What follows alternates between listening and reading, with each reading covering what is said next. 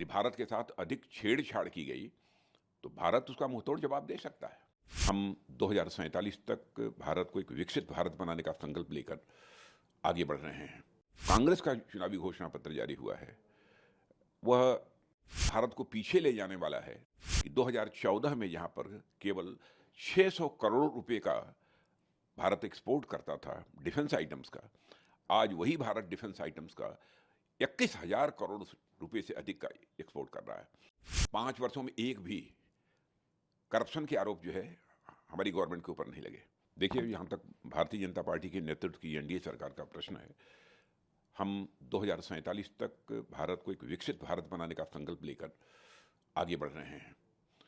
और मैं मानता हूं कि जो कांग्रेस का चुनावी घोषणा पत्र जारी हुआ है, वह यदि वह कहा जाए कि वह भारत को पीछे ले जाने वाला है, तो यह कहना भी अतिशयोक्तिपूर्ण नहीं होगा। यदि मैं डिफेंस की बात करूं, तो मैं पूरे विश्वास के साथ मैं कहना चाहूँगा, देशवासियों को बताना भी चाहूँगा कि रक्षा क्षेत्र में भारत ने काफ़ी मजबूती हासिल की है।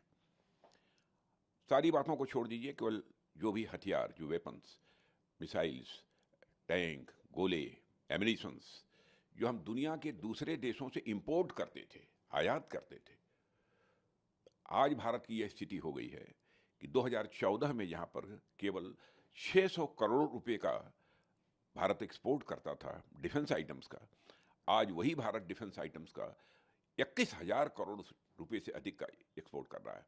और मैं देशवासियों को यह भी बतलाना चाहता हूं, कुछ ही महीनों में और अधिक जानकारी लोगों को प्राप्त होगी कि हम कितना और एक्सपोर्ट आगे करने वाले हैं। देखिए, 5 वर्षों में एक भी करप्शन के आरोप जो है हमारी गवर्नमेंट के ऊपर नहीं लगे। जबकि रक्षा से संबंधित जो सौदे होते थे पहले, उसमें आपने देखा होगा कि कांग्रेस की गवर्नमेंट पर करप्शन के भी आरोप लगे हैं। सारी दुनिया ये देख रही है कि भारत सचमुच आर्थिक दृष्टि से ही एक विश्व की ताकत लगातार बनता जा रहा है। आतंकवाद के प्रश्न पर यदि हम देखें, तो कांग्रेस की जब सरकार थी तो आतंकवाद के सवाल पर मुझे लगता है पता नहीं क्यों बचते थे, और केवल देश की जनता को कहते थे कि इस प्रकार की आतंकवादी वारदातें तो देश में छोटी मोटी होती रहती हैं।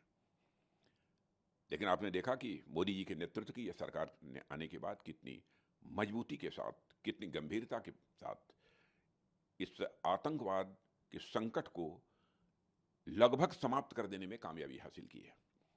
पहले देश के कई राज्यों में इधर उधर की बराबर आतंकवादी घटनाएं होती रहती थी, समाचार पत्रों में खबरें सुनने को मिलती थी।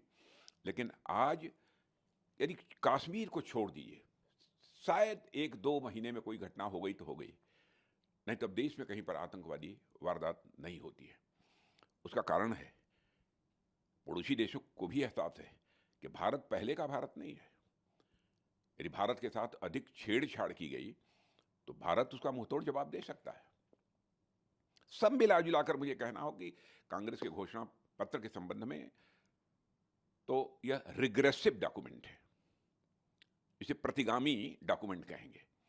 और भारतीय जनता पार्टी बराबर जब घोषणा पत्र जारी करती है तो उसका घोषणा पत्र एक प्रोग्रेसिव डॉक्यूमेंट होता है।